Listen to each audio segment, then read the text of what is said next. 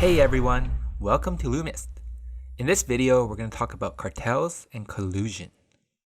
Within the oligopoly market structure, we often see cartels. A cartel is a group of independent market participants who collude with one another in order to improve their profits and dominate the market together.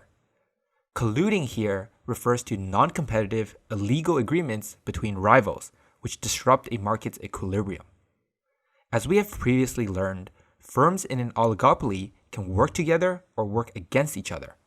When firms form cartels and they collude and work together, we'll often see monopoly-like outcomes, where joint industry profits are being maximized and equally split among the cartel firms.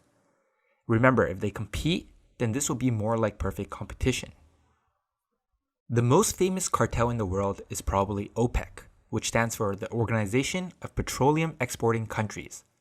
This intergovernmental organization consists of members such as Iran, Iraq, Saudi Arabia, and Nigeria, which are all countries that are substantial exporters of petroleum. The idea is that if OPEC can unify petroleum production policies across all these nations, then they can control the market price and market quantity of petroleum, since they collectively own about 80% of crude oil reserves. Now you can see how organizations like OPEC will pose a huge problem to consumers globally. If all the oil producers got together and raised their oil prices by 50%, there isn't really anything that anyone else can do about it. But luckily, large oil producing countries like the United States, China, and Russia aren't a part of OPEC, and thus their power isn't that absolute, but is indeed still quite scary about what OPEC can do together. So now we have discussed a little bit about what cartels can theoretically do if they decide to work together and collude. But in reality, that isn't always what happens. Collusion leads to the best collective outcome for all firms in the cartel. However, each individual firm has an incentive to cheat. Think about it. Let's say that we are Iraq and we have a deal with all these other countries to restrict our output and keep oil prices super high. Well, what's stopping me now from individually producing a little bit more than I promised I would, and then selling it for this super high price that we have collectively created? Well, I'll agree to only produce 100 barrels of oil, but I'll actually produce 150, and I'll pocket that extra money from selling the 50 barrels of oil at this artificially high price for myself. Nothing is stopping me, but if all the countries in OPEC are thinking the exact same way that I am, then the total output will be much higher than we had agreed on, and the market price will thus be much lower. So maybe if we all do this, then we'll end up making less than we would have if everyone just followed the rules.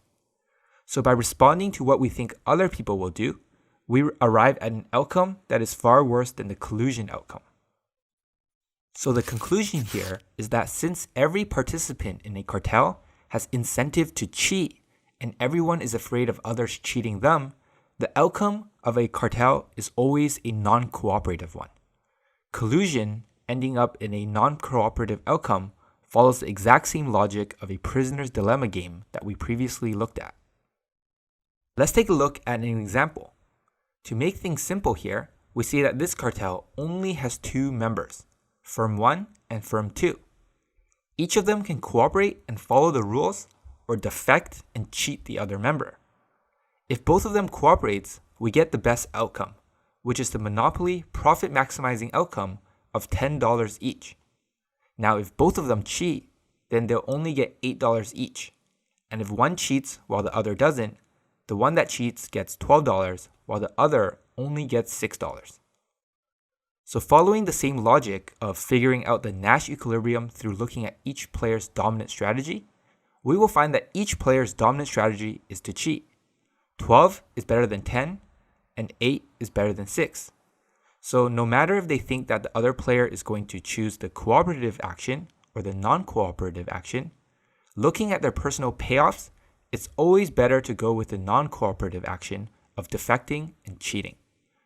So here we're going to end up in a Nash equilibrium of $8 and $8, which is less than the monopoly outcome of 10 and 10.